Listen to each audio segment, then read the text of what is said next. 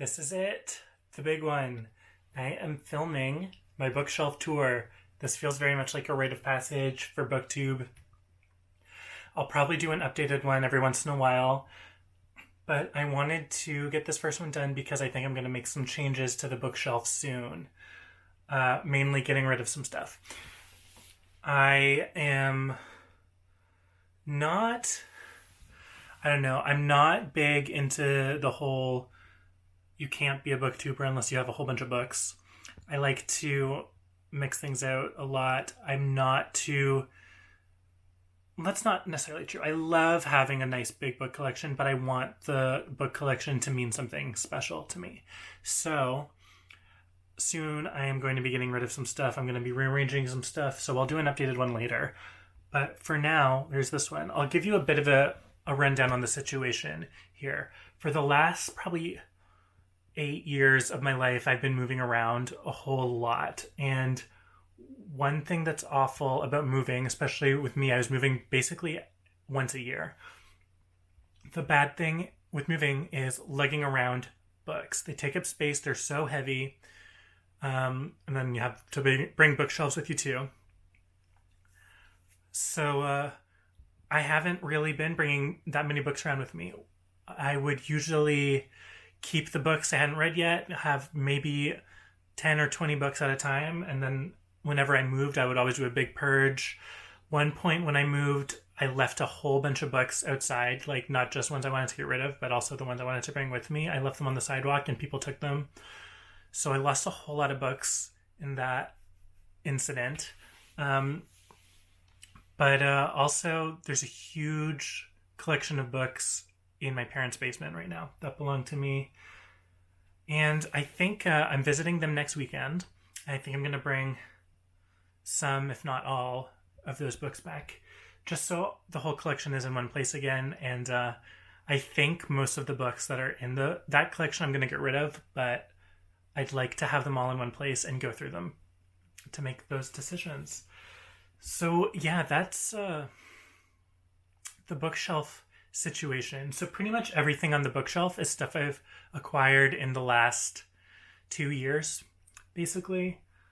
There's obviously some stuff that's come with me everywhere, some stuff that's been with me longer. This bookshelf has my boyfriend's books on it too. But these are... this is a more permanent living situation now, so I think it's time to grow the collection, bring the temporary storage books out of storage, and get the family together. So I'm going to flip you around now. So here is the main bookshelf, top to bottom. It is not obviously the most organized, but we're working with what we've got. Our house is not very big, so this is basically the only spot we can have a bookshelf. This is in our home office. That's where I work every day, right there. You probably see me film a lot of videos right there. And then here's the bookshelf over here. There's some other books stored all around the house in other places. I'll get to those at the end of the video. But I'll start with the main bookshelf. This is the Billy bookshelf from IKEA. I had an old Billy bookshelf before that was the half height version, which would have gone to this height right here below the Shadowhunters books. This is the one that's twice as tall. I took an old shelf from the old one and stuck it up here to get an extra row of storage. I don't love how everything has turned out, but I'll kind of go through it. This is kind of overflow and small books. And then these two shelves are fiction. They're organized alphabetical by author. Down here, this has kind of become the Shadowhunters shelf while I'm doing the Shadowhunters reading challenge. I'm planning on getting rid of all of those. I'm done reading them. I don't plan on rereading them. If I need to, they're at the library. There's great summaries online. I don't see myself reading those books. But I also have the Bone Season series here and a couple other stragglers. This is kind of my vision is this is going to be the series shelf or fantasy shelf. And then down below there's 2 shelves of nonfiction, and I think there's some theater in there as well. And then at the bottom, that's just storage. This cart right here next to the bookshelf, this is my TBR cart. There's a lot to read in there. we'll get to that in a bit. I'm not going to go through it all again. I did a whole separate video about that, but that's where those live. All right, so I guess I'll go shelf by shelf. So at the top here, this is Clara and the Sun by Kazuo Ishiguro. This is only up here because it's supposed to go on this shelf for alphabetical order, and it doesn't fit. So I just kind of stuck it up there. Below that, this is just a photo album that's been printed of pictures that I took a few years ago. And then here, this is 2 layers deep. We have the whole, this is the whole series of Historic Materials by Philip Pullman, The Amber Spyglass, Subtle Knife, and Golden Compass.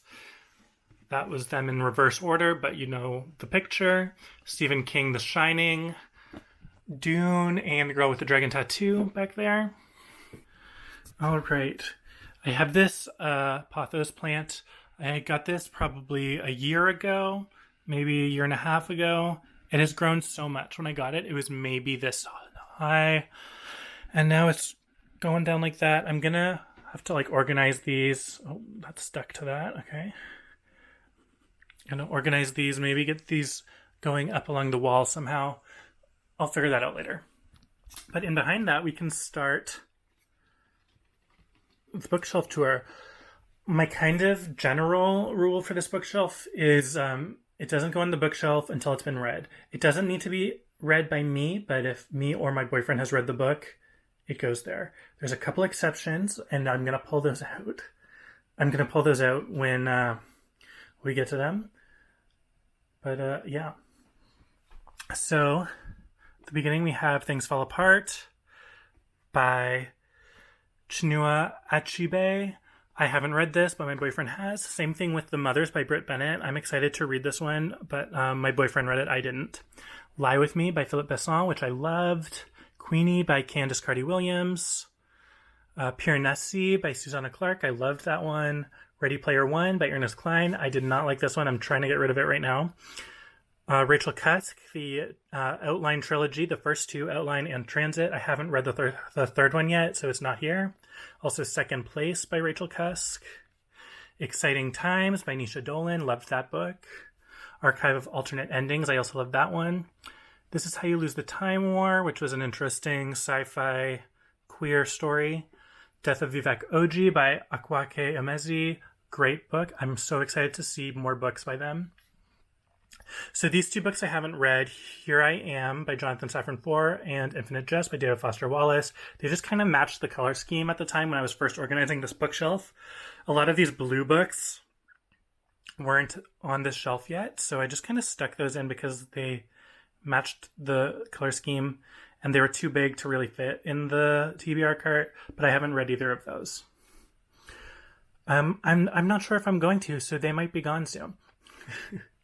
Kazuo Ishiguro's Never Let Me Go, a classic right next to them. I love this edition. This is Sprayed Edges. It's vintage Anchor Emblem Canada edition. I think it's beautiful. I really love this. I had some other books from this collection, but they got lost in a move somewhere, which is really a shame. The Prophets by Robert Jones Jr. Downtown Owl by Chuck Klosterman. I haven't read this one. My boyfriend has. Crazy Rich Asians by Kevin Kwan. The Incendiaries by R.O. Kwan. My Year Abroad by Chang Rae Lee. Pachinko by Min Jin Lee. Loved this one. Luster by Raven Leilani. Loved that one as well. A Burning by Megha Majumdar. Station 11 by Emily St. John Mandel, a great Canadian apocalypse pandemic novel. One Last Stop by Casey McQuiston. Loved this one so much. Song of Achilles as well. I loved it so much by Madeline Miller. And Cloud Atlas by David Mitchell. And then this is just like a little cologne that I stuck on the shelf. I had it here holding up these books, but I have to kind of shove it in now. But yeah, that's there for now. So moving down, we have this salt lamp here. This is a framed picture of Sena from Terrace House. If you're a fan, let me know in the comments. I love Terrace House. I love this print that I got framed. This is just kind of stuck here for now because I didn't know where else to put it. I'd love to put it... We have kind of a bar area in the living room, so I might stick it there somehow. This is a salt lamp that I pulled the lamp out of. It's just like a block of salt now. Up here, there's a picture of me and my friend Megan, and there's this little plate with some bookmarks on it. And then here's the Haruki Murakami stack. I love Haruki Murakami. He's one of my favorite writers. So I have Colorless Tsukuru Tazaki and His Years of Pilgrimage, 1Q84. I have all three editions, or like the three chunks of the book, separated into separate paperbacks. I love this edition. It was super portable, which I liked. Norwegian Wood, which is my favorite Murakami.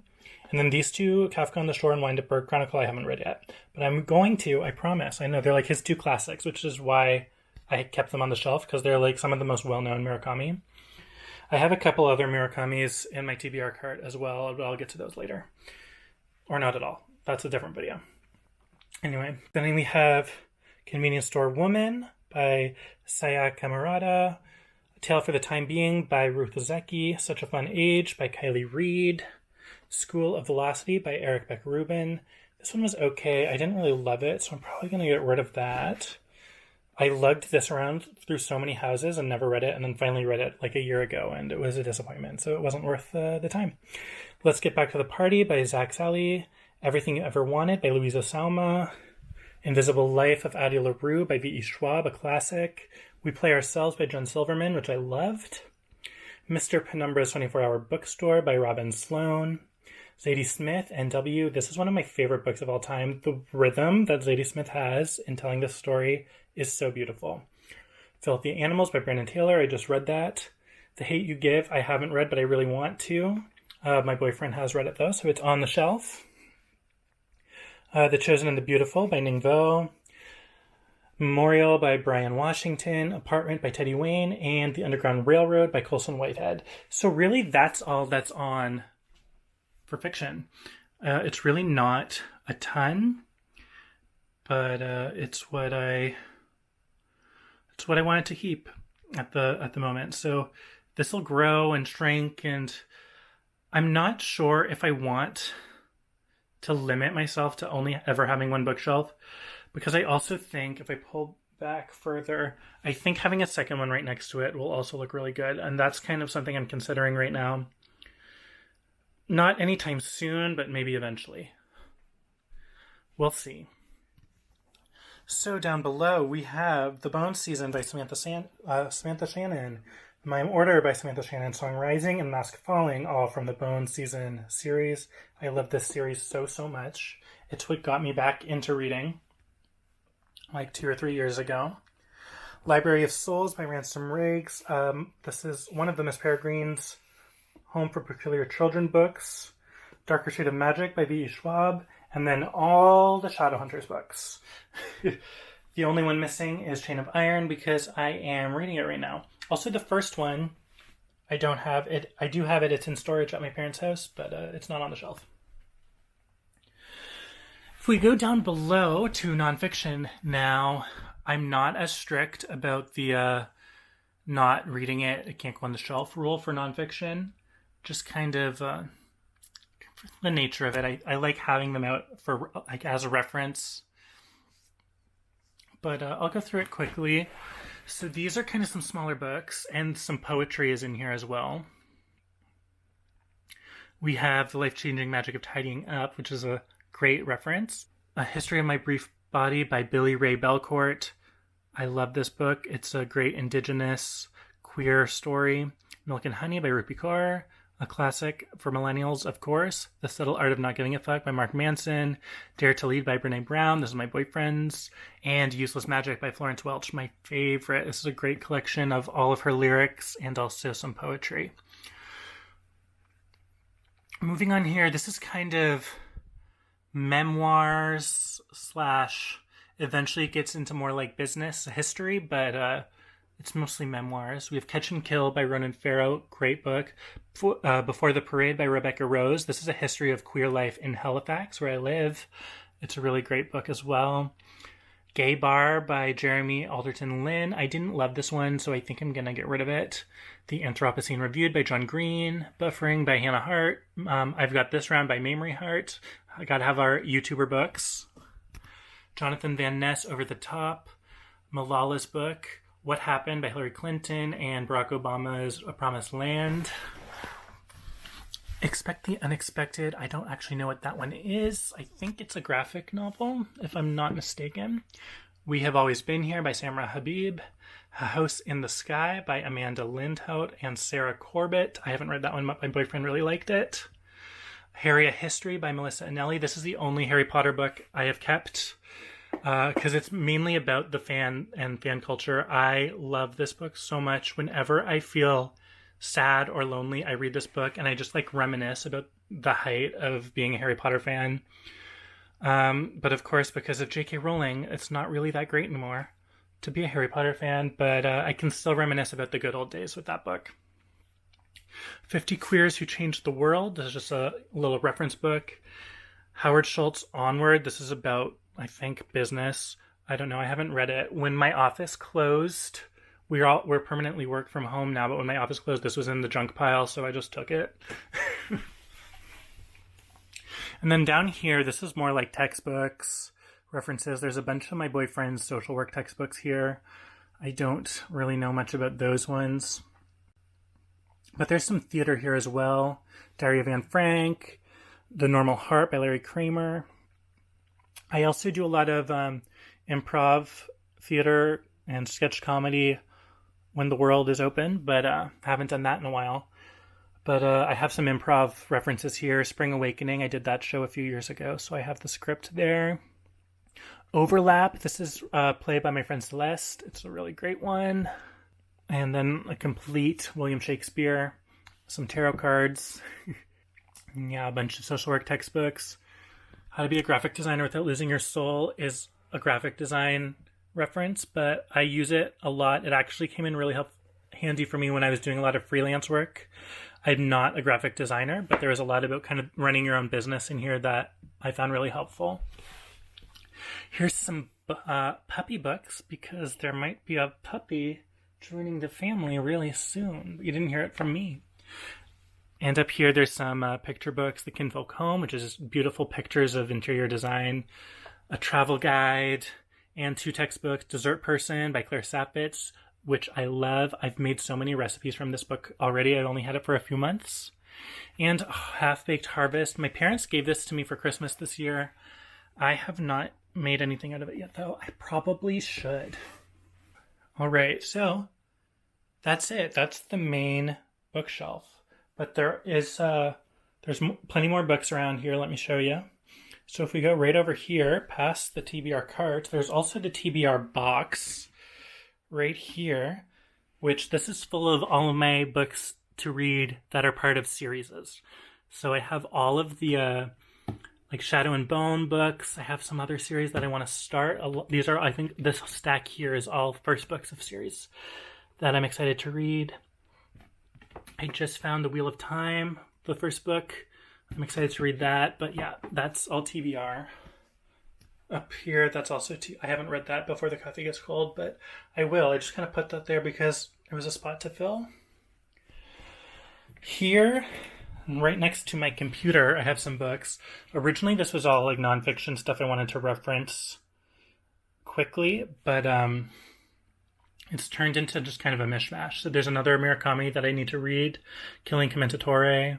Zadie Smith's Intimations. This is a book that she wrote at the beginning of the pandemic, which was so beautiful. It's like 5 or 6 essays all about kind of life in the year 2020. And I refer to that book so much. It's such a beautiful book to pick up and read an essay from time to time. And I have a collection of these Penguin essays as well, the modern classics. I really haven't read any of these yet, but I'm excited to. I think I'm going to do a reading vlog eventually of reading all of them. Next to that, here's 3 books. This is kind of my immediate TBR. These 3 books here. This is Politics, the Form of a Mortal Girl by Andrea Lawler. We Ride Upon Sticks by Quan Berry and Bernadine Evaristo, Mr. Loverman. Then here, I'll move the computer out of the way. We kind of get into reference books. So here is A Little Life by Hanya Yanagihara and The People in the Trees, also by Hanya Yanagihara. I am planning on doing a really in-depth video about this book, A Little Life specifically, and I was reading this one as well to kind of bring into the conversation. This is taking a really slow process, but I was keeping it here next to my computer just so I had it for reference as I was like kind of planning that video out. Over here next to that, we have How to Write an Autobiographical Novel by Alexander Chee, one of my favorites. It's a book of essays, kind of a memoir, but it's all about the writing of his book, his first book. The Power of Habit, Joy at Work, and Digital Minimalism are all reference books that I have here because this is where I work. So I have some work books, if that makes sense. And that is really gross and dirty under where my computer was. All right, over here, up on the wall, we've got some classics. So we have The Man in the Iron Mask by Alexandre Dumas, Camus, The Plague, Jane Austen, Emma, Far from the Madding Crowd by Thomas Hardy, Beloved by Toni Morrison, I Know Why the Caged Bird Sings by Maya Angelou, Jane Eyre by Charlotte Bronte, 1984 by George Orwell, Picture of Dorian Gray by Oscar Wilde, Jack Kerouac on the Road, Snow Country by Yasunari Kawabata, Truman Capote in Cold Blood, Giovanni's Room by James Baldwin. These beautiful editions I really like of North and South and Wuthering Heights. Beautiful. Their Eyes Were Watching God by Zora Neale Hurston, Little Women by Louisa Alcott, Tender as the Night by F. Scott Fitzgerald, Tale of Two Cities, and Dante's Inferno, and Homer's Odyssey. I have some more classics down here that I just shoved under there because they were big. They're just under the couch. So we have Three Musketeers and two Tolstoy's, War and Peace, and Anna Karenina under there. This little table right here next to the couch, this is just a little decorative fox that I keep around my books sometimes, and a candle. This is my pink books stack, which I need to refine a little bit, but it's cute for now. So we have Penguin Book of Japanese Short Stories, which is a collection of short stories, obviously. Enigma Variations by Andre Aciman. I haven't read that yet, but it's pink, so it's there. Happy Hour by Marlo Granados. I really enjoyed that book. It's about two friends moving to New York City for the summer. The Vanishing Half by Britt Bennett, also amazing. And Yagyase Transcendent Kingdom. I think these two are both nominated for the Women's Prize this year.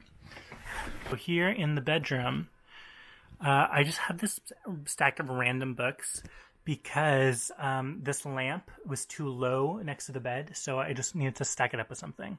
So there is Get a Life, Chloe Brown by Talia Hibbert, Sapiens by Yuval Noah Harari. I'm kind of picking away at that one. I'm only reading a little bit at a time.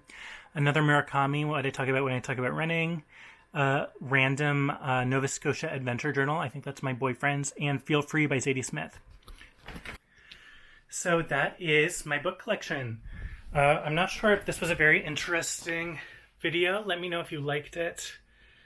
I have plenty of books still in the TBR cart that I'm not mentioning, just because I don't want to go through all that again. I already did a separate video just for that. I will put a link to that in the description. But yeah, let me know what you think I should do with this bookshelf, because I don't want more space taken up, really.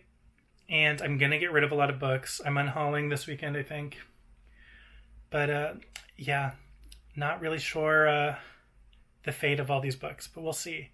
I can't wait to get some of my old favorites from my parents' house, though, and add it to the collection.